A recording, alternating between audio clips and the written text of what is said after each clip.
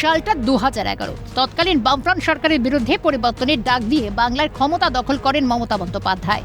তারপর থেকে রাজ্যের ক্ষমতায় মমতা বন্দ্যোপাধ্যায় নেতৃত্বাধীন তৃণমূল সরকার। এবার সেই সরকারের বিরুদ্ধেই পরিবর্তনের ডাক দিলেন ভারত সেবাশ্রম সংঘের কার্তিক মহারাজ।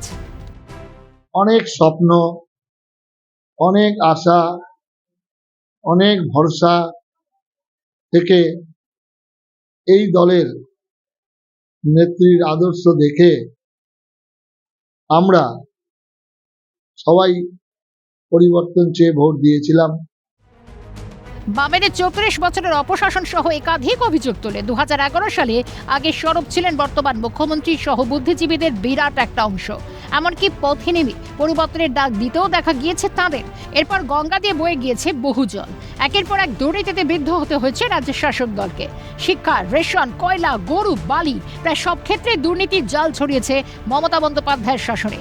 এখনও গারদে রাজ্যের প্রাক্তন শিক্ষামন্ত্রী পার্থ চট্টোপাধ্যায়, জেলবন্দি একাধিক প্রাক্তন শিক্ষা দপ্তরের আধিকারিক, বিভিন্ন দুর্নীতিতে জড়িয়ে জেল সফর শেষ করেছেন তৃণমূলের একাধিক নেতা, মন্ত্রী, বিধায়ক। তারপরেও রাজ্যবাসীর আশীর্বাদ পেয়ে এখনো বাংলার মসনদে। এই আবহে রাজ্যে পরিবর্তনের ডাক কার্তিক মহারাজের।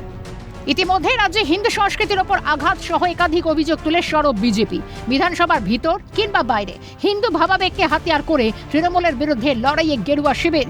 এই পরিস্থিতির মধ্যেই কার্তিক মহারাজেরই মন্তব্য যে যথেষ্ট তাৎপর্যপূর্ণ বলাই যায়। পাশাপাশি যারা দেশকে সুরক্ষা দেবেন তাদের ভোট দেওয়ার আবেদন কার্তিক মহারাজের। কথা বলবেন, যারা আমার ধর্মের কথা বলবেন, যারা দেশকে সুরক্ষার দায়িত্ব দেবেন তাদেরকে ভোট দেওয়ার জন্য আবেদন করব।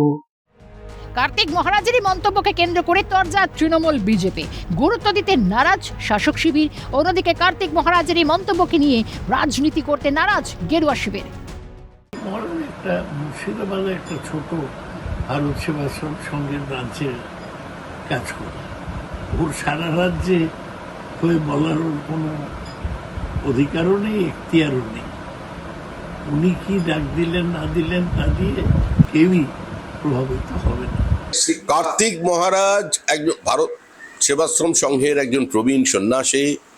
তার বাগ্মিতা, তার প্রতিভা, তার জনকল্যাণকর কাজ নিঃসন্দেহে পশ্চিমবঙ্গের সমাজ জীবনে একটা প্রভাব ফেলেছে।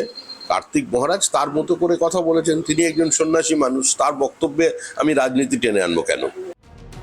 সব মিলিয়ে 26-এর ভোট যত এগিয়ে আসছে তপ্ত হচ্ছে বাংলার রাজনৈতিক ময়দান। ডাক আসছে পরিবর্তনের, তারই প্রতিফলন ভোট বাক্সে হয় কিনা সেটাই দেখার। ক্যালকাটা নিউজ।